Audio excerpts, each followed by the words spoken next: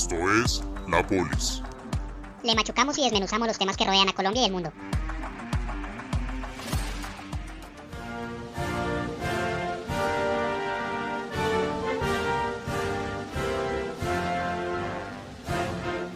Con las notas musicales del glorioso país norteamericano los saluda Daniel Celis y bienvenidos a un nuevo capítulo en La Polis. Hoy junto a Anderson Urrego le desmenuzamos uno de los eventos político-mediáticos más importantes del mundo, las elecciones presidenciales en los Estados Unidos. Anderson, ¿qué más? ¿Cómo estaba? Daniel, muy bien, muchas gracias. Un grato saludo para usted y para todos los oyentes que hoy entenderán cómo funciona el sistema electoral de los Estados Unidos y un panorama económico de este sufragio. Un sistema, Daniel, que para muchos tiene más imperfecciones que aciertos al eludir la voluntad popular por razones que analizaremos más adelante. Daniel y oyentes, hay que notar que a corte del último día de octubre, por razones derivadas de la pandemia, más de 70 millones de estadounidenses depositaron su voto a través del mecanismo de voto anticipado. 48 millones lo hicieron por correo electrónico y 25 millones de manera presencial. Estas cifras permiten anticipar una alta participación en los comicios, ya que esta cifra y este número de votos con antelación supone más de la mitad del voto emitido en las elecciones de hace 4 años. Pero bueno, mientras que en Colombia el Poder Ejecutivo es elegido a través del sistema de segunda vuelta en caso de que el ganador no logre más del 50% de los votos en la primera y regulado por el Consejo Nacional Electoral, en el país norteamericano las cosas son muy distintas, Daniel, y se hace a través del colegio electoral. ¿Cómo funciona este sistema, Daniel?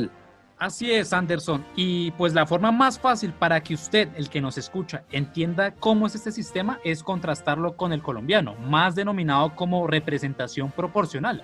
Básicamente es que el porcentaje en la cantidad de votos determina el número de escaños que tendrá en un parlamento o en un congreso o en su esencia la elección de un presidente. Este sistema, hay que tenerlo en cuenta, es clásico de los sistemas parlamentarios europeos y en América Latina. Es un sistema que tiende a generar muchos partidos políticos. Por ejemplo, en Colombia hay más de 35 partidos, demasiados, y ahora el sistema gringo es denominado como una circunscripción uninominal. Para resumirlo, para que usted lo entienda de una forma sencilla, es que para ser electo usted no necesita tener el voto de la mayoría, y eso es clave. Vamos a entender cómo funciona el sistema de colegio electoral. Para que usted entienda el sistema de colegio electoral, debe tener claro que los ciudadanos norteamericanos no eligen directamente a su presidente. Sí, ellos acuden a las urnas ya sea de manera presencial o de forma virtual, por email, así como lo decía Anderson, pero cuando entra al colegio electoral, que básicamente es que un grupo de personas delegadas por los partidos políticos deliberadamente se reúnen para determinar cuál es el candidato que más ha sido votado en su estado, el candidato que, digámoslo así, ha tenido la mayor voluntad del pueblo. Y bueno, el número de electores en un colegio electoral es proporcional al tamaño de la población en cada estado. Por ejemplo, visualice California, en el costado pacífico de Estados Unidos, tiene 55 electores. Nueva York, en la costa este, tiene 29. La Florida también tiene 29 y Texas, después de California, como el estado más grande, tiene 38. Hay estados más pequeños como Dakota, que tiene 3 electores. Terminando el conteo de votos, los delegados de cada estado se reúnen y deciden qué candidato ha sido el ganador en su respectiva ubicación. Vamos a dar un ejemplo. Nueva York tiene 29 colegios electorales. Y digamos que 9 se inclinaron por el candidato republicano Donald Trump y 20 por el candidato demócrata Joe Biden. Automáticamente, sin ninguna discusión, esos 29 votos electorales ya le pertenecen al candidato demócrata y por lo tanto Nueva York ese estado pertenece a Joe Biden. Y así pasa con cada uno de los estados. Para ganar, un candidato necesita 270 votos electorales de los 538 y eso hay que tenerlo totalmente claro, Anderson. La mitad más uno. Aquí es lo clave, los votos totales de la ciudadanía no son los que determinan la mayoría, los que definen la elección son los del colegio electoral. Para dar un ejemplo, hace 4 años en las elecciones de 2016, la candidata demócrata Hillary Clinton le sacó más de 3 millones de votos a Donald Trump. Sin embargo, el candidato republicano fue el que ganó las elecciones porque ganó mayoría en el colegio electoral. Otras, las más reñidas de la historia del año 2000 entre George Walker Bush, hijo, y Al Gore, ganó el candidato republicano porque también le ganó en los colegios electorales y Al Gore le ganó por una diferencia de más de 200,000 votos en el voto popular. Entonces hay que tenerlo en cuenta esto a la hora de ver los resultados de los comicios.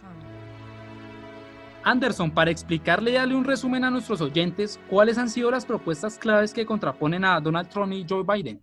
Bueno, Daniel, usted ha explicado muy bien cómo son las elecciones y el colegio. Pero en este momento, Daniel, las visiones y propuestas entre Trump y Biden apuntan en muchos aspectos a ser totalmente disímiles en un país tan crispado como el norteamericano. Por un lado, Trump propone aumentar la carga impositiva, mientras que Biden propone reducirla o mantenerla, apuntando a las poblaciones de bajos recursos y a la clase media, financiando temas como la infraestructura y las energías limpias y emisiones de carbono, por medio de una inversión de 4,1 billones de dólares por impuestos a grandes empresas y ricos en los siguientes 2 lustros, es decir, de aquí al 2030, lo que implicaría un abrupto cambio en la gestión realizada por Trump hasta hoy, siendo este último un abanderado que, según sus palabras, considera a Estados Unidos como la mayor economía de la historia.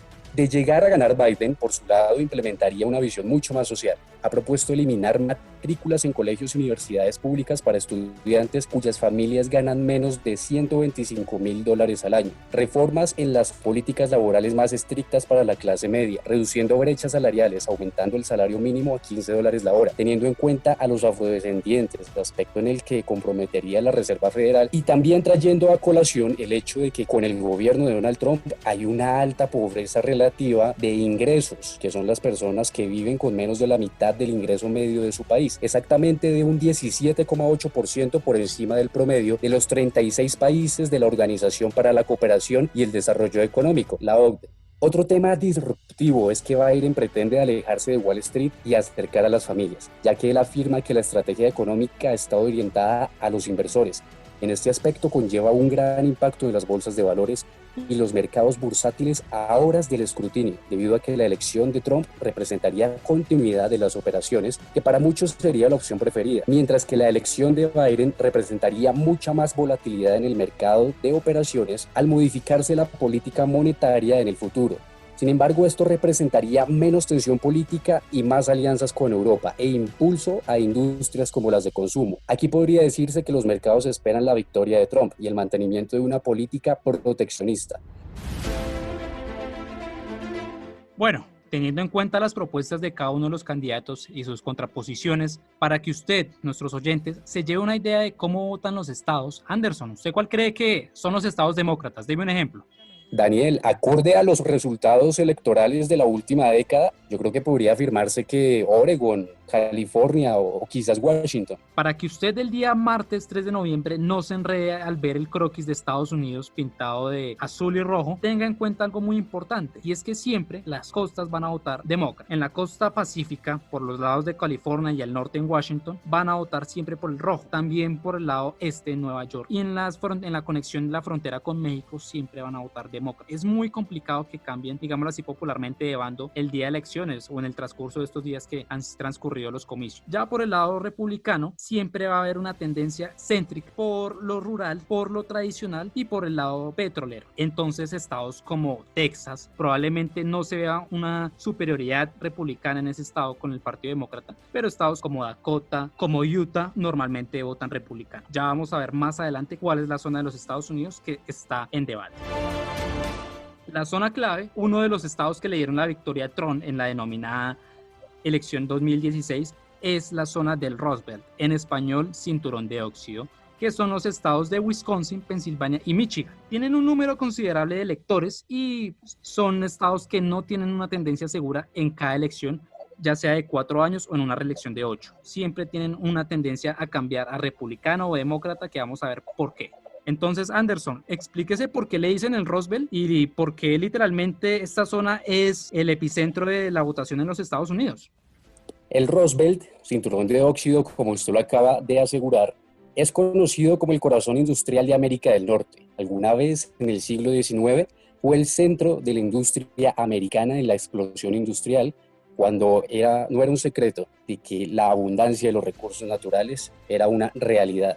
Y bueno, nuestros oyentes deben tener en cuenta que esta zona, como bien hemos dicho, manufacturera, está el debate entre Trump y Biden, porque hay una gran zona de empresarios de esta industria. Y Anderson, han visto una gran problemática, unos a favor, unos en contra, con las políticas arancelarias del gobierno de Trump 2016-2020. Pero hay un debate importante, y es que la industria y la productividad manufacturera subió exponencialmente a partir de 2016, pasando de 12,5 puntos a 13, que es un porcentaje bastante valioso en el gobierno de Trump. Hay que decirlo que pues estas cifras se bajan a partir de la pandemia del coronavirus. Así es, Daniel, se venía en un camino expansionista de la economía en la última década, que con base a los resultados de la pandemia obviamente estuvo y ha estado en decadencia, pero en este sentido hay que mirar los temas de política fiscal que favorecerían y favorecen la innovación tecnológica, reduciendo la dependencia de países como China en esta guerra comercial, donde ha sido desatada por el presidente